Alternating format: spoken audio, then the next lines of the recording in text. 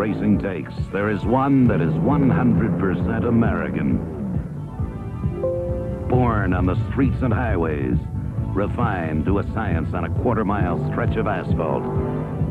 The sport of drag racing, a combination of hard work, mechanical wizardry, and the fastest shoe on the track. Although one of the safest forms of automobile racing, drag racers have found it an unforgiving sport. Weeks of work and preparation can end up in a seized engine. Or worse, when most of it ends up scattered along the track. A fraction of a second's hesitation can leave you at the Christmas tree while the opponent is well on his way. And if you're a little too anxious, jumping the gun is an instant disqualification. In elimination rounds, there is no second chance. No way to make up even the smallest error in driving or preparation. National titles have been won by as little as 0.03 of a second, and upset victories are almost expected. The professional classes in drag racing are Top Fuel Dragster, Top Fuel Funny Car, and Pro Stock. Top Fuel Dragsters are a radical example of the sport. Long, narrow chassis with thundering 2,000 horsepower supercharged engines and automatic transmissions mounted behind the driver. The huge wings apply downforce to the rear wheels. Top Fuel Funny Cars are basically a shortened fuel dragster with a fiberglass body. Both Top Fuel Dragsters and Funny Cars are allowed to burn nitromethane fuel and are able to reach speeds of 260 miles per hour. Pro Stock race cars most closely resemble production vehicles. And this class is probably the most competitive of all pro classes. With engine displacement rules allowing up to 500 cubic inches, pro stockers have been reaching speeds that up until a few years ago were the domain of the fuel dragsters. And doing it without the help of nitromethane fuel or superchargers. And unlike the automatic transmissions used in dragsters and funny cars, pro stockers have a multi-plate dry clutch that is released manually, making for absolutely brutal acceleration. The spectacle is almost unimaginable. 1,000 horsepower stuffed into cars weighing less than an escort, launched off the starting line as if sprung from a rubber band. In less than a second and a half, a Pro Stock machine can reach a speed of 100 miles per hour, exerting almost 8 Gs of acceleration. Courage aside, it takes some physical strength and stamina to handle that kind of punishment. But manhandling the wheel is not the way to drive a Pro Stocker. Over-control could be disastrous, and any sudden moves will scrub off speed. That's the mystery and art of drag racing, combining brawn and brute force with hair-trigger reactions and delicate, precise driving.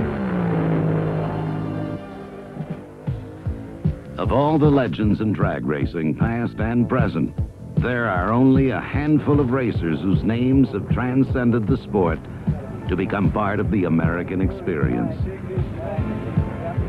But the longest winning streak in drag racing history, the greatest number of world championships, belongs to a family from Indianapolis, Indiana. Bob Glidden, his wife Etta, sons Bill and Rusty, have put together the greatest show in drag racing history, setting and breaking records like no other since the beginnings of the sport. So the competition has plenty to worry about when Bob warms up his tires and gets ready to race. The carefully prepared Thunderbird is more than a match for any car in the field, and Bob's skill as a driver is undisputed. Here at their race shop in Whiteland, Indiana, The Gliddens are at work, preparing for another racing season. There is no clue from the quiet setting as to what goes on inside. Past the racks of trophies that Bob has collected in over 20 years of racing, and into the shop where Bob, his wife Etta, and sons Bill and Rusty spend upwards of 12 hours a day. This is the heart of the Glidden racing operation. Not the machines, jigs, and fixtures, but the Gliddens working together to put the winningest pro stocker on the track. It's a family affair that started in 1963 when Bob and Etta were racing a stock Ford Galaxy. Drag racing back then was exciting, a new sport that had quickly taken root and spread throughout the country. Drag strips were everywhere, and the Gliddens traveled thousands of miles in a year's time to race at tracks in Kentucky, Ohio, Tennessee, and Arkansas. Etta recalls those early days. Well, with two small children, it was a little tough, but we enjoyed it, and we did it as a family operation, so both of the boys went with us. Of course, one of them was rather small, and he was still on baby food and formula, so between rounds, we heated his formula and his baby food on the intake of the car after Bobby'd make a run, and everything worked out fine. And we'd load up either one or two race carts, whichever we were taking at the time, and head for a drag strip, normally in Kentucky. And we'd race Friday night, and after we were finished at the track, we'd leave there and head for a racetrack in Ohio for Saturday, normally Edgewater on Saturday night, and then we'd race there. And after we were finished there, we'd head for a racetrack, normally Kilcare or one of those in that area around Dayton on Sunday. And it was just a continuous thing. And then after the race on Sunday night, we'd drive home and go to work on Monday. The family scrapbook holds memories of those early victories, the boys growing up to the sights and sounds of racing. By 1967, Bob was driving in Superstock, sponsored by his employer, Ed Martin Ford. Drag racing was starting to grow up in a hurry. So was the Gliddens' racing involvement. The plaques and prize money were just starting to pile up. It's nice to have so many trophies that you can afford to use a few as ashtrays. It's also nice to see one of drag racing's legends as candid about himself, his career, and his family, as is Bob Glidden. Well, my family is really very important in the success of the business in drag racing. With their dedication, it's easier for me to devote a lot of my time towards the business, and they give the same themselves as I do, so it's not like a paid employee in the business. Everyone is pitching in as best they can because they are family. The Glidden shop is busy as they prepare the Pro Stock T-Bird for the new season. Bill and Rusty set up the aluminum alloy block for milling, taking a few thousandths off to true up the surface for a better seal. There's a special approach to every part of the engine, with Bob's own blend of experience and ability lavished on every detail. The entire race shop is geared to developing and campaigning the Pro Stock engines used in NHRA and IHRA competition. Pro Stock is one of drag racing's most popular pro classes. The cars closely resemble a production vehicle, but the outside sheet metal is where the similarity ends. Essentially, the cars are a tube frame cage, and body panels are attached to the frame with quick-turn fasteners. This gives the dragster the appearance of a streetcar, but its only purpose is to get down that quarter mile in one big hurry. The chassis is made of steel tubes welded together to form a cage for the driver and mounting points for the suspension, engine, and body. The front suspension, handmade with lamb struts, specially designed for drag racing, handles the pounding of a wheel stand. The Lamb brakes can hold 1,100 horsepower at the starting line. The small front tires are designed to keep the car pointed in the right direction without creating extra drag or adding weight. The driver's compartment is all business. Instruments are at a bare minimum, displaying critical information that Bob will glance at just before staging. A very important gauge is brake hydraulic pressure. Because there is no neutral gear position, the clutch plate can edge the car forward, even when the clutch pedal is down. That tiny red button on the gear shift is a brake switch. It holds the front wheels in lock until Bob releases it at the green light. The familiar creep of pro stockers is this use of the brake switch. The driver cannot cross the starting line once he has activated the staging lights. Bob must apply brake while one foot is on the clutch pedal and the other on the gas. When the light turns green, release the clutch, the brake switch, shift, and hit the gas all at the same time. Bob shifts each gear individually. Let's watch that in slow motion. The first shift is second gear. In less than 4 seconds, Bob has shifted all 4 gears, accelerating in his last gear to 180 miles per hour before pulling his parachute.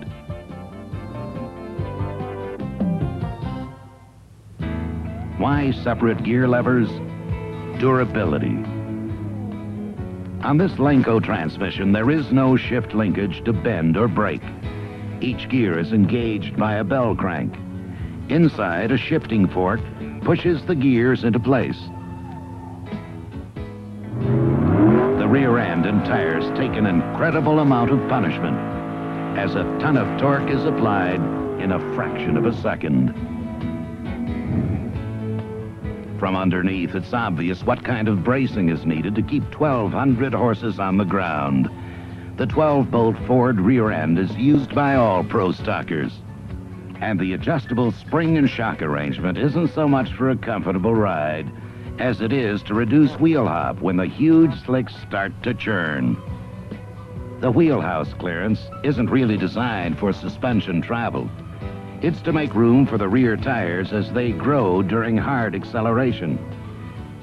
Centrifugal force causes the tire to increase its outside diameter by nearly a half foot as the tread is flung out as far as the sidewall will allow. And with all this power, there's the chance a pro stocker could roll right over on its back. That's what the wheelie bar is for. Made of spring steel, it acts as a lever to keep the front end down. But in drag racing, when all else is equal, horsepower becomes the most important factor.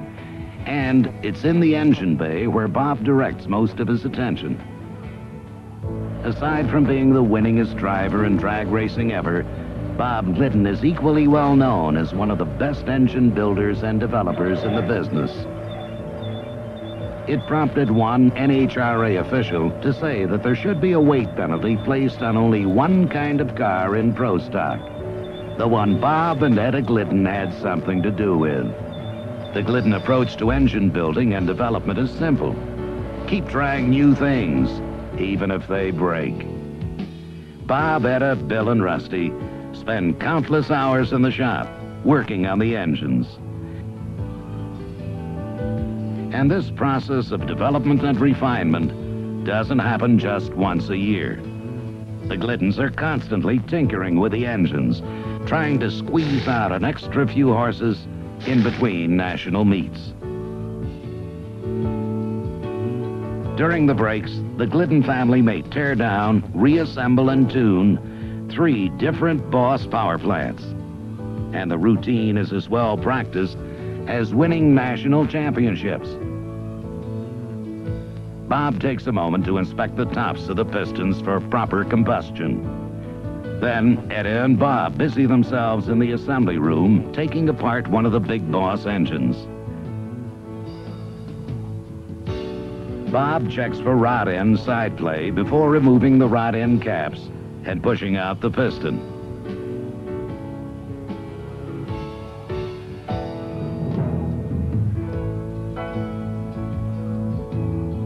Eda's had considerable practice at this sort of work. She's been tearing down engines ever since the day she quit her bookkeeping job back in 1973. The blocks, pistons, and heads are aluminum alloy with the 87-pound crank forged in steel, tempered, then magnafluxed. Valve train assembly is the final touch on a pair of Glidden-prepared racing heads, complete with head chamber secrets Bob keeps to himself. Valves, valve guides, springs, and retainers are selected carefully. Bob will sometimes alter the valve train for a particular track or altitude, years of experience guiding him in the best choice. Billy spends a lot of time checking tolerances on the hundreds of parts that make up a Glidden racing engine. With more experience on heavy-duty racing machinery than mechanics twice his age, Bill has developed a good feel for nicking just the right amount of metal from a piston or crank. One of the new NHRA engines is almost ready for a break-in run. Eda puts the finishing touches on it, and then she and Bill wheel it into the dyno room for a run. Drag race motors have a very short life expectancy and are impractical for runs longer than 3 or 4 minutes. The Boss motor was originally built to put out 450 horsepower. In drag racing tune, with a Glidden special touch, this Boss Hemihead engine is capable of producing more than 1,150 horsepower. Naturally, short engine life is expected because of the strain on the internal components and engine heat.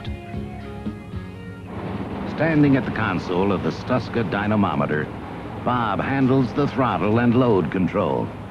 Bill checks horsepower and torque output, noting flat spots in the power curve. Eda keeps a sharp eye on oil and fuel pressure during the dyno test.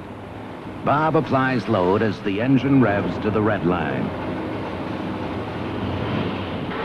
Another Glidden masterpiece showing its stuff. Timing changes, a different carburetor jet, a tighter valve setting may put a few more horses at his disposal. Bob is interested in winning. Every moment devoted to developing these engines will make him more competitive on the track. And he's been carrying on this engine development almost single-handedly. Bob has always built his own engines, even back in 1972 when he sold his Super Stockers and first moved into Pro Stock in a Pinto, sponsored by Ed Martin. His first win came at Indy, his hometown track, in 1973, and prompted both him and Eda to thought. Well, we made a decision to leave our accustomed weekly paycheck and take the big chance and go for it and try professional racing to make a living. And soon after we did this, fortunately for us, it paid off. The first major race we went to, we were runner-up at that particular race. And since then, drag racing has been very good to us. Bob Glidden, with Eda's help, went on to win race after race. And in his first full professional season, won his first NHRA World Championship, repeating that feat in 1975. Bob ran IHRA drag races as well, winning a record 8 of 9 national meets in 1976. In his Fairmont, Bob racked up another NHRA World Championship during the 1978 season. In 1979, Bob and Eda put together a Chrysler-backed effort that netted them a 4th World Championship. But the following year, we're back in a Ford Fairmont, catching points leader Lee Shepard at the World Finals to capture a 5th World Championship. Ford Motor Company and Motorcraft now entered the picture, sponsoring the Glidden's racing effort. The NHRA changed the rules for Pro Stock, allowing large displacement engines in 1982. The Glidden family campaigned an EXP after a winter of looking for parts to develop the old Boss 429 Hemi into a drag racing engine. This was the first year of the big engines, and parts were scarce. But the Gliddens kept on going, winning the Spring Nationals. Along the way, Bob figured prominently in developing the FL 1HP oil filter and racing spark plugs he needed to keep the Boss motor running. These parts are now available to all racers. The new Thunderbird became a super racing machine under the careful hands of the Gliddens. The aerodynamic shape of the car and new racing parts from SVO put Bob back on top as he sorted out the car during a season that netted him 4 national wins.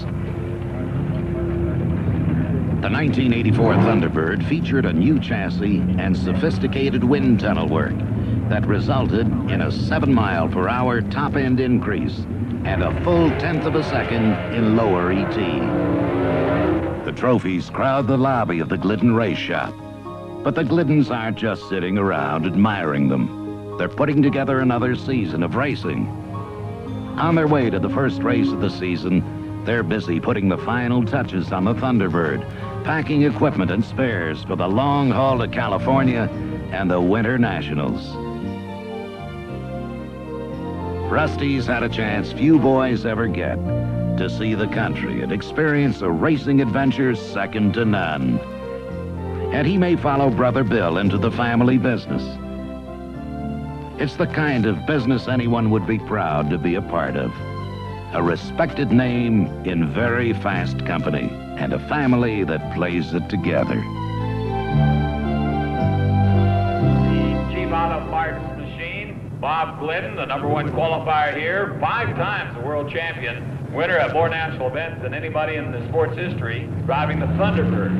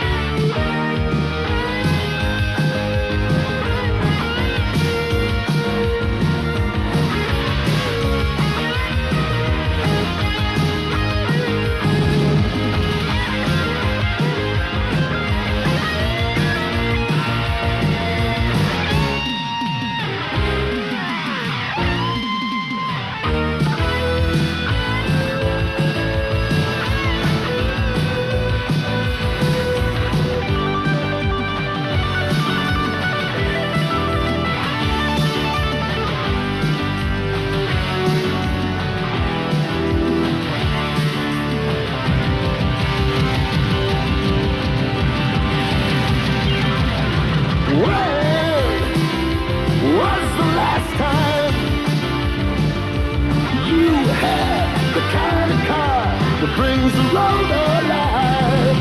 Remember when? How long has it been? Put your key in, put your foot down, get that feeling again. Have you driven a Ford? Well, you don't know what you're missing. Have you driven a Ford? Driven a Ford? Have you driven a Ford? Have you driven a Ford? And you don't know what you're missing. Have you driven a Ford? Driven a Ford? Driven a Ford? Driven a Ford? Have you driven a Ford? Thank you. The starting line. This is one of those Ford versus GM battles, and on paper it shapes up as a pretty good one. Glidden in the Motorcraft Probe had a 7:16 in his round number 2 victory, while Rebeshi had a 7:18 to advance here to the semifinals. But remember, early in our program, Glidden described Rebeshi's current driving style as closing his eyes and letting the clutch out. May have been partly in jest, but Glidden is hoping that that's the case, because he's going to need every advantage he can get. Right now, he got the big one because Rebeshi left the red light at the starting line, and Bob Glidden goes into the final round. His elapsed time, 7:14. What does that mean? That means he's going to pick his lane against Larry Morgan in the final round of Pro Stock Eliminator. As we watch this race again in instant replay, you can see that Rebeshi on the right-hand side of your screen wasn't even close to cutting a good light.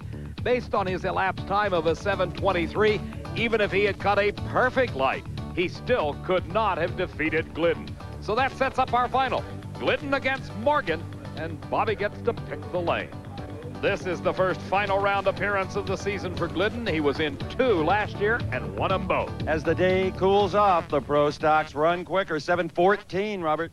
That's a little better. We need it, Steve. Come on over here. Which gives him lane choice as well. Paul Rebeshi did a great job all day long. A little bit of a red light there, though. Did I? I know I was close, but I was gambling. I was trying hard. He's doing a great job. So are you. Well, we feel really fortunate, Steve, to be where we're at right now with the field as it is. You know, the way we look at it, every round we get by is an accomplishment, and we've had a good day, so. Watch that Morgan on the starting line. He's knocking the tree down today. I'm telling you, if he beats me, then I've got to listen to Rusty, see? Bob, that's one of the hazards of running a 2-car team and putting your son driving the second car. We're in the pit area of Rance McDaniel, the crew hard at work preparing the TFX 92 powered machine for its final round conference. Pro Stock Eliminator, the Ford versus GM battle ensues again in the far lane. The Motorcraft Probe of Bob Glidden. In the near lane, Larry Morgan and his Castrol Super Clean Oldsmobile. The Cutlass driver is trying to make it 4 rounds in a row of whole shot victories. His crew chief Tom Roberts with one more task to perform, and that is to position Morgan exactly where he wants him on the starting line. Billy Glidden, that's Bob's older son, who is now an accomplished competition eliminator driver at the wheel of a Ford Thunderbird, performing the same task for his dad Bob. On paper, Glidden has got the advantage. Performance-wise, he was the number 2 qualifier, second only to Warren Johnson as far as elapsed times go at this event. In this round matchup, he had a 7:14 in the semis, while Morgan was 0.05 of a second slower. Again, the advantage off the starting line could spell the difference either way. The RPMs begin to build. At about 7,500 to 8,000, they dump the clutch, and Glidden's out first.